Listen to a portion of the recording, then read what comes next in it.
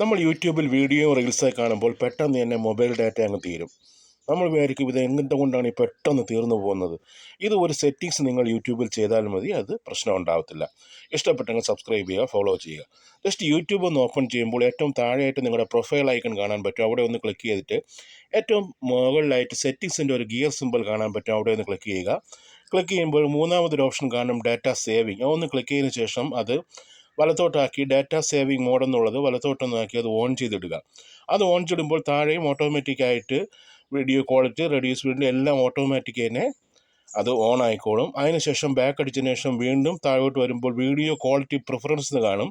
അവിടെയും മൂന്നാമത്തെ ഓപ്ഷനായ data saver എന്നുള്ളത് തന്നെ ക്ലിക്ക് ചെയ്തിടുക. അതും ഓണാക്കി ഇടുക. അതും താഴെയുള്ള ഡാറ്റാ സേവറും മുകളിലുള്ള ഡാറ്റാ സേവർ ഓണാക്കി ഇടുക. ഇങ്ങനെ ചെയ്തിട്ട് കഴിഞ്ഞാൽ പെട്ടെന്ന് മൊബൈൽ ഡാറ്റ തീരത്തില്ല, ഒരുപാട് സമയം ഉപയോഗിക്കാൻ പറ്റും. ഇഷ്ടപ്പെട്ടെങ്കിൽ സബ്സ്ക്രൈബ് ചെയ്യുക, ഫോളോ ചെയ്യുക.